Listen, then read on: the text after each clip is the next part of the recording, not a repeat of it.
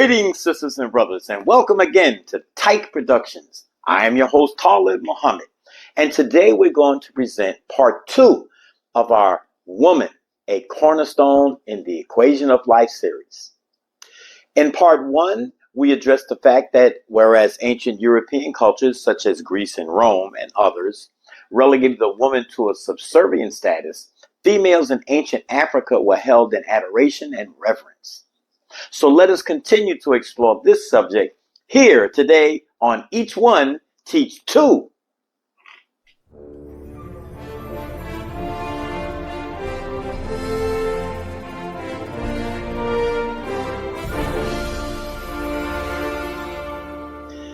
Considering the fact that all humankind originated on the continent of Africa, it is incontestable that African women are the mothers of all nations.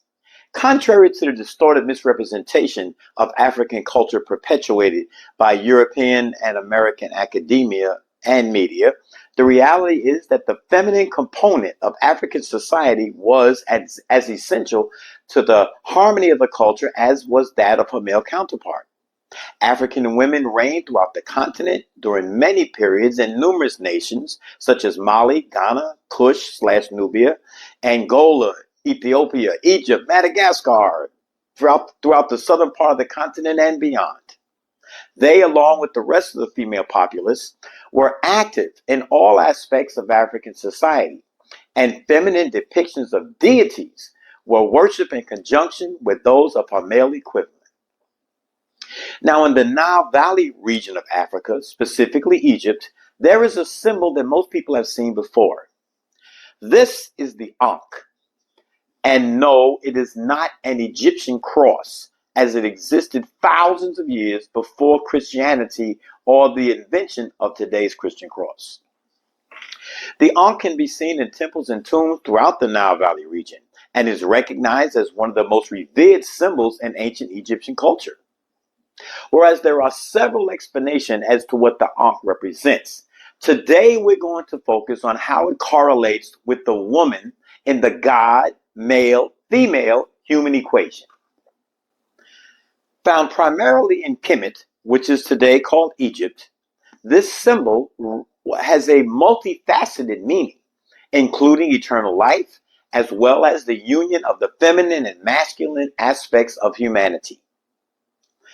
In this representation, the top oval shape of the Ankh represents the female womb, with the bottom part of the Ankh representing the male phallus, and the horizontal bar symbolizing the life that results from the union of these two human components. Another comprehension of this ancient African symbol is that it represents life or eternal life. Throughout Egypt, this symbol is depicted in scenes carved into temples or drawn on papyrus, where an Egyptian god can be seen holding an ankh to an Egyptian king or queen's nose or mouth, thus representing that ruler being given the breath of life. Now, there may be other views regarding the meaning of the Ankh, but for the sake of today's subject, our focus will be on the Ankh's symbolization of the divine feminine factor of the human equation and how it relates to the original mothers of all humankind, the African woman. This representation expands upon our previous symbolism of the female correlation to the Ankh, with once again the top part of the Ankh representing the female uterus, though here the bottom part represents the female birth canal. As you can see, this interpretation coincides with what a woman's reproductive system actually looks like, with the uterus, fallopian tubes, and birth canals being represented respectively. Now, sisters and brothers, please note that there is no definitive correlation between the significance of the Egyptian Ankh and the Christian cross. The Ankh had been thoroughly incorporated into the cultural philosophy of ancient Africans thousands of years before the Christian cross appeared anywhere. And when it did appear, the cross design may have served as an adaptation or perhaps corruption of the Egyptian Ankh, with the foundation of its ideology being wholly dissimilar and its origin representing no correlation between it and the divine feminine factor of humankind. It is apparent that when the Romans came into Africa, just as the Greeks before them, they could not comprehend the concept of women holding an equal status in a society with men. Egyptian gender equality was immediately rejected by the Romans, and any type of symbolism that depicted the woman as being in any way equal to men or possessing a divine nature was immediately eliminated from use. This misogynistic mindset may have contributed to the corruption of the Ankh, as the female aspect of the symbol, the uterus, was removed and replaced with the secondary male representation, the phallus.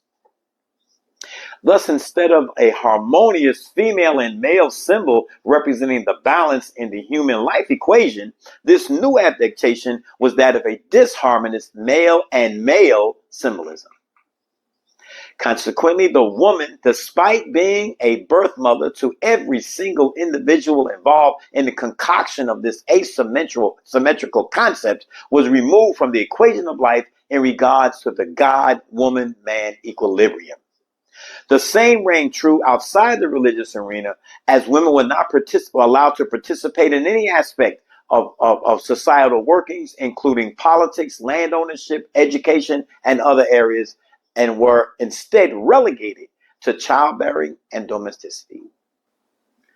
In part one of this series, we examined how the woman is an essential part of the equation of humankind, as she represented one of the three factions in this triad concept so prevalent in many religions and cultures throughout ancient history, as well as modern ideologies.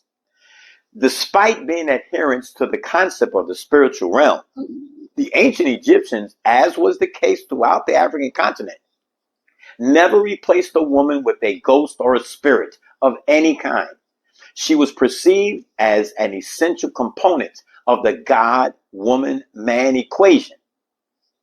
Such veneration and reverence contributed to the maintaining of an elevated role for the woman in ancient African culture. Once again, sisters and brothers, our comparative focus is primarily centered on Greece and Rome, due to the level of influence those cultures have had on the development of society in the Western Hemisphere, whether it be socially, religiously, culturally, or ideologically. That said, please note that the subjugated role imposed upon women was not entirely relegated to the cultures of Europeans, as other cultures have elected not to concur with the ancient African principles of revering the female as the divine mother of us all.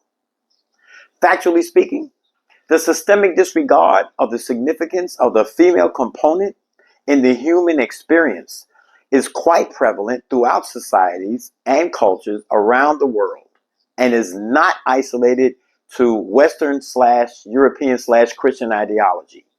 This disparity is embedded in the traditions of nations throughout the globe, on every continent, in every social, economic, religious, and political state. It is my position that such inequity indicates a monumental philosophical error in the global perspective of humanity, and a collective failure in the acknowledgement of the importance of the male-female alliance. Whereas it is obvious that we cannot return to the times of yesteryear and revisit ancient Africa, or even more specifically, ancient Egypt. However, the mindset and comprehension of the era when African women were acknowledged as truly being the mothers of civilization can be integrated into our collective consciousness. If we, Black fathers, mothers, teachers, and influencers educate our daughters and our sons, even academically or by way of example, the importance of the history of the African woman and the significance she has represented as the feminine component to the human experience, the consciousness of our children can be elevated from identifying ourselves as the B word or the N word or any other negative connotation, no matter how it's spelled, and refuse to continue to be duped into accepting a derogatory slang word applied to our young queens and kings. Then we can advance beyond this systemic negrotosis that remains far too prevalent within our collective communities. Sisters and brothers, this requires a knowledge of self. Clearly, if you do not know who you've been, you cannot know who you are. And if you do not know who you are, you cannot know who you can become. This is why Malcolm told us of all our studies, history is best qualified to reward our research. It is a primary factor in knowing oneself. And despite what you may find on internet websites misrepresenting the definition of the term know thyself, attributing it to the Greeks, this proverb can be found throughout Egypt on temples that were built centuries before the Greeks as a nation ever existed. Europeans corrupted the term know thyself and replaced it with man know thyself. Thus again, in an attempt to eliminate the woman from the equation of life. So, my sisters and brothers, in conclusion, I want to convey these final thoughts.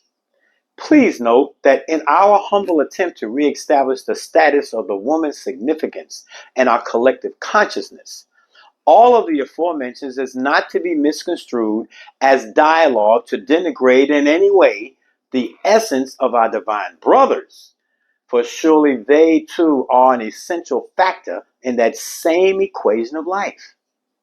Each of us is a component of the other, and it is our recognition of the greatness of one another that is so crucial toward achieving our unified mental, spiritual, and ideological edification. For decades, it has pained me to hear our beautiful sisters declare that there are no good men out there, or that all men are dogs, or other such negative articulations regarding their brothers. This divisive nonsense only contributes to the continued despiritualization of our people and the devaluation of the male component of the divine family. The question I propose to this destructive mentality is, who raised them? Who raised all these men being identified as being no good? It may be advantageous to take a soul-searching look into the mirror of one's own consciousness and reevaluate the contribution made, intentionally or not, to the shortcomings of some brothers instead of spewing negative implications in regards to our sons, brothers, and fathers. Words have power. Words have energy. To emit that type of negativity into the universe regarding your own people harms us all and hinders us from maintaining our status as images of the Most High. Sisters and brothers, we at Attack Production would like to thank you once again for taking the time to watch our presentation. If you enjoy the content therein, please give us a like and subscribe. And feel free to share it with your friends and family and neighbors. Additionally, we'd also like to thank you for all of the wonderful text messages and beautiful comments and positive energy that you sent our way since we initiated this endeavor of providing some information and insight to subjects that can only contribute to the elevation of our collective edification. So, with that said, I am Talib Muhammad, and I look forward to seeing you next time here on Each One Teach Two. I bid you peace.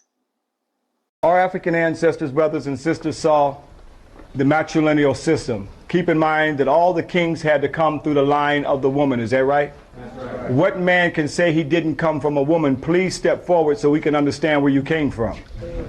So our ancestors had no problems understanding that divine principle of that sacred womb where we all came from.